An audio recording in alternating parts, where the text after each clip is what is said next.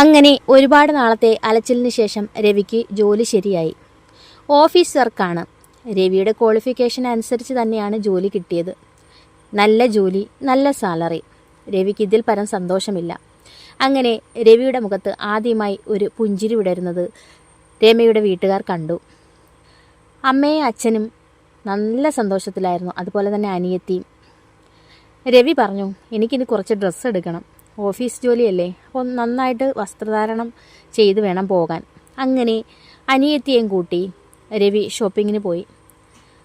കുറേ dress select ചെയ്തു. കുറച്ചൊക്കെ രമയുടെ അനിയത്തി രമ്യയാണ് സെലക്ട് ചെയ്തത്. കുറച്ച് അവനും സെലക്ട് ചെയ്തു. പിന്നെ കുറച്ച് സാധനങ്ങളൊക്കെ അല്ലാതെ വാങ്ങിക്കാനുണ്ട്, അതെല്ലാം വാങ്ങിച്ചു. അവർക്ക് കഴിക്കാനുള്ള സ്നാക്സും എല്ലാം വാങ്ങിച്ചുകൊണ്ടാണ് വീട്ടിലെത്തിയത്.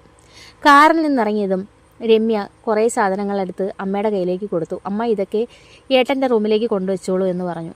അങ്ങനെ സാധനങ്ങളെല്ലാം കൊണ്ടുവച്ച് ഫ്രഷായി വന്നപ്പോഴേക്കും അമ്മ ചായ കൊണ്ടു തന്നു.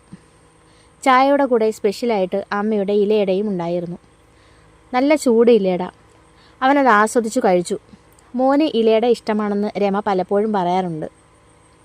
സമയമുള്ളപ്പോഴൊക്കെ ഞാൻ ഉണ്ടാക്കി തന്നിട്ടുണ്ട്. പിന്നെ ഇപ്പോൾ മോന് ജോലി ശരിയായതല്ലേ, അതുകൊണ്ട് ഇന്ന് ഉണ്ടാക്കിയത്. മോന് ഇഷ്ടമായോ? മധുരം കൂടുതലുണ്ടോ?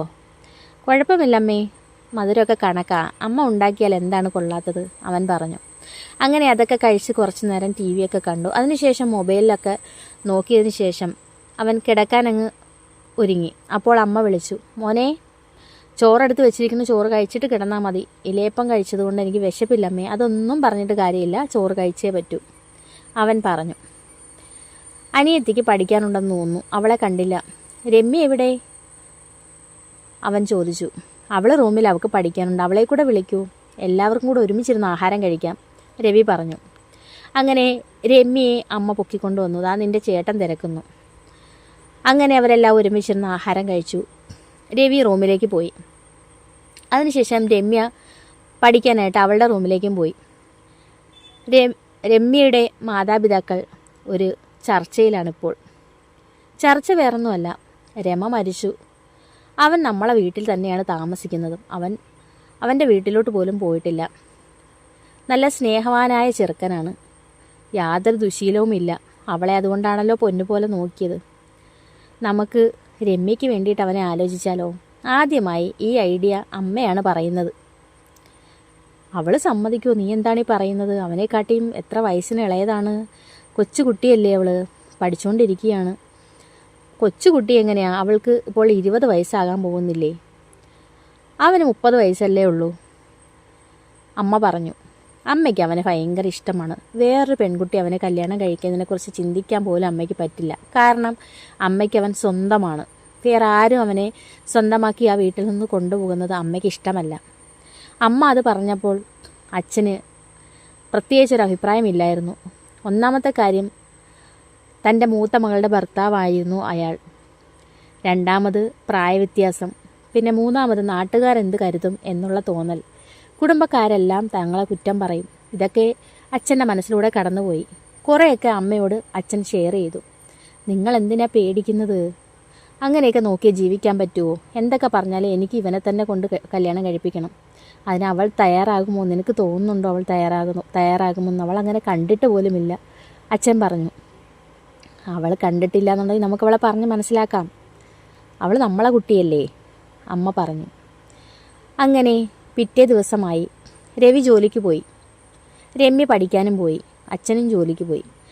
അമ്മ അടുക്കള പണിയിലാണ്. കുറച്ച് കഴിഞ്ഞപ്പോൾ ഫോൺ ബെല്ലടിക്കുന്നു. അമ്മ ഫോൺ എടുത്തു. ഹലോ അമ്മേ, ഞാനാണ് രവി. അമ്മ എന്ത് ചെയ്യുന്നു? ഞാൻ അടുക്കളയിലാണ് മക്കളെ. അമ്മ ആഹാരം കഴിച്ചോ? ആ കഴിച്ചു. കുറച്ച് പാത്രങ്ങളുണ്ട്, അത് കഴുകി വെക്കുന്നു. മക്കളെ ജോലി എങ്ങനെയുണ്ട്? ആ ജോലിയൊന്നും കുഴപ്പമില്ല അമ്മേ. ഞാൻ വെറുതെ ഇരുന്നപ്പോൾ അമ്മയെക്കുറിച്ചും അച്ഛനെക്കുറിച്ചും ഒക്കെ ഇങ്ങനെ ആലോചിച്ചു, അതുകൊണ്ടാണ് ഞാൻ അമ്മയെ വിളിച്ചത്. ഓ, മക്കൾ ചായ കുടിച്ചോ? ഇല്ലമ്മേ, സമയമായി വരുന്നല്ലേ ഉള്ളൂ, ചായ കുടിക്കണം. ആ, എന്തെങ്കിലും വൈകുന്നേരത്തേക്ക് വീട്ടിലേക്ക് മേടിക്കണോ അമ്മേ? വീട്ടിലേക്ക് പ്രത്യേകിച്ചൊന്നും വേണ്ട മോനെ, നമ്മൾ സൂപ്പർ മാർക്കറ്റിൽ നിന്ന് സാധനങ്ങളൊക്കെ വാങ്ങിക്കുന്നതുകൊണ്ട് വീട്ടിലേക്ക് അങ്ങനെ പ്രത്യേകിച്ച് സാധനമൊന്നും വേണ്ട. അമ്മയ്ക്ക് എന്തെങ്കിലും സ്പെഷ്യൽ കഴിക്കാൻ വേണോ? എനിക്ക് സ്പെഷ്യൽ എന്തുവാടാ, എന്തെങ്കിലും പഴംപൊരി വല്ലതും ഉണ്ടെങ്കിൽ വാങ്ങിച്ചാൽ മതി, അല്ലെങ്കിൽ മോൻ മേടിക്കട്ടെ, മോനിഞ്ഞ് പോരെ, അമ്മ സ്നേഹത്തോടെ പറഞ്ഞു. അങ്ങനെ അവൻ ഫോൺ കട്ട് ചെയ്തു. അപ്പോഴമ്മയുടെ കണ്ണിൽ നിന്ന് കണ്ണുനീര് വരികയായിരുന്നു. എന്ത് പുണ്യം ചെയ്തിട്ടാണ് താങ്കൾക്ക് ഇങ്ങനെയൊരു മരുമകനെ കിട്ടിയത്? മരുമകനെന്ന് പറഞ്ഞുകൂടാ, അവൻ മകൻ തന്നെയാണ്. എങ്ങനെയും രമ്യയെ കൊണ്ട് സമ്മതിപ്പിക്കണം. എൻ്റെ ചെറുക്കൻ എൻ്റെ മകളെ തന്നെ കല്യാണം കഴിക്കണം. അവനെ വേറൊരാൾക്ക് വിട്ടുകൊടുക്കാൻ പറ്റില്ല. അമ്മ ഒന്നുകൂടി മനസ്സിലുറപ്പിച്ചു. എങ്ങനെയും അവളെ പറഞ്ഞ് സമ്മതിപ്പിക്കണം. ഇതായിരുന്നു അമ്മയുടെ അടുത്ത ടാസ്ക്. അപ്പോൾ നിങ്ങൾക്ക് ഈ സ്റ്റോറി ഇഷ്ടമായെങ്കിൽ ലൈക്ക് ചെയ്യാനും കമൻറ്റ് ചെയ്യാനും സബ്സ്ക്രൈബ് ചെയ്യാനും മറക്കരുത്. അപ്പോൾ നമുക്ക് ഇതിൻ്റെ നെക്സ്റ്റ് പാർട്ടുമായിട്ട് വീണ്ടും കാണാം.